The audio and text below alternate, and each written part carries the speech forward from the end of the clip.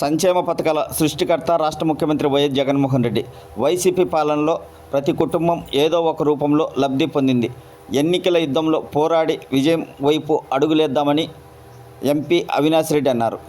కడప జిల్లా బద్వేల్ పరిధిలోని వెంకటచెట్టిపల్లి గ్రామానికి చెందిన మాజీ జెడ్పీటీసీ శశిధర్ రెడ్డితో పాటు వారి బ్రదర్స్ మరియు అనుచరులతో కలిసి 100 కుటుంబాలు వైసీపీ తీర్థం పుచ్చుకున్నాయి. ఈ కార్యక్రమంలో ఎమ్మెల్సీ గోవింద్ రెడ్డి, ఎమ్మెల్యే అభ్యర్థి డాక్టర్ సుధా, వైసీపీ నాయకులు పాల్గొన్నారు.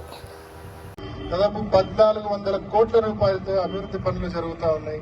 మరి మనకు ఈ పరిపాలించింది 5 సంవత్సరాలు అయినప్పటికీ కూడా 2 సంవత్సరాలు కరోనా వలన, కోవిడ్ వలన అందరం నష్టపోయినాం.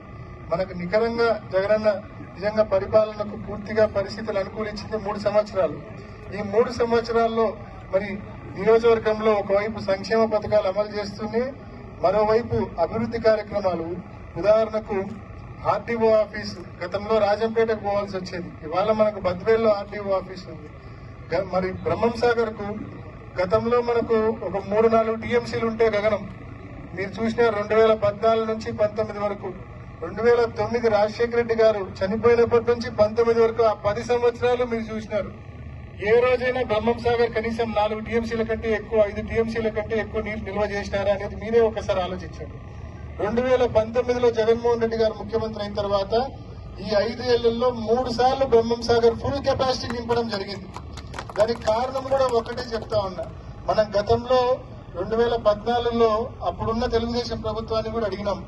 వెలుగోడు నుంచి బ్రహ్మం సాగర్ కు నీళ్లు రావాలంటే కాలువల పరిస్థితి బాగాలేదు. 0 నుంచి 18 వరకు 5,000 క్యూసెక్కులు తీసుకెళ్లాల్సిన కాలువ కేవలం 2-3 వేల క్యూసెక్కులు మాత్రమే తీసుకెళ్తా ఉంది. కాలువలు బాగు చేయించండి అయ్యా అని చెప్పి గత తెలుగుదేశం ప్రభుత్వాన్ని మనం ఎన్నోసార్లు మొరపెట్టుకున్నాం, కానీ వాళ్ళు పట్టించుకోలే, పెడచేవిన పెట్టారు.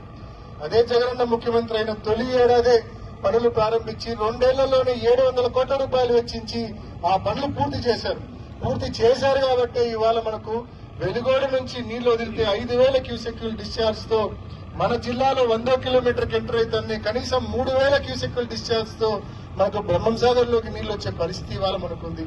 ఆ కారణం చేతనే మనం శ్రీశైలానికి నీళ్లు వస్తే చాలు, వెలుగోడుకు నీళ్లు వస్తే చాలు, మన బ్రహ్మం సాగర్ క్రమం తప్పకుండా ఫుల్ కెపాసిటీ 16 టీఎంసీలు నింపుకునే పరిస్థితుల్లో ఇవాళ మనం ఉన్నామని చెప్పి ఈ నియోజకవర్గ రైతాంగానికి మనం చెప్పవలసిన అవసరం లేదు.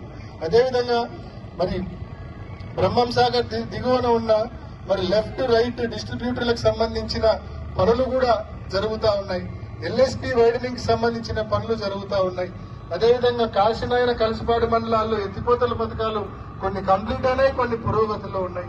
ఈ రకంగా అనేక అభివృద్ధి కార్యక్రమాలు, ముఖ్యంగా సెంచరీ ప్లై వంటి పరిశ్రమ ఇక్కడికి రావడము, దాదాపు 1,600 కోట్ల రూపాయలు పెట్టుబడి పెట్టి 2021లో భూమి పూజ చేయడము, 2023 డిసెంబర్లో దాన్ని ప్రారంభించడము, ఇవాళ ఫుల్ కెపాసిటీలో అక్కడ యూనిట్ ప్లాంట్ నడుస్తా ఉంది. మరొక ప్లాంట్ కూడా అక్కడే ఓపెన్ చేయబోతా ఉన్నారు. దాదాపు ఫుల్ కెపాసిటీ వస్తే 3 నుంచి 4 వేల మంది అక్కడ ప్రత్యక్షంగా పనిచేసే పరిస్థితి ఉంటుంది. కాబట్టి ఈ రకంగా పరిశ్రమల విషయంలో కావచ్చు, సాగునీటి విషయంలో కావచ్చు, అదేవిధంగా ముఖ్యంగా మున్సిపాలిటీ అభివృద్ధి విషయంలో, రోడ్ల విషయంలో కావచ్చు, దాదాపు 130 కోట్ల రూపాయలు మంజూరు చేశారు. ఆర్డీఓ ఆఫీస్ తీసుకొని వచ్చారు.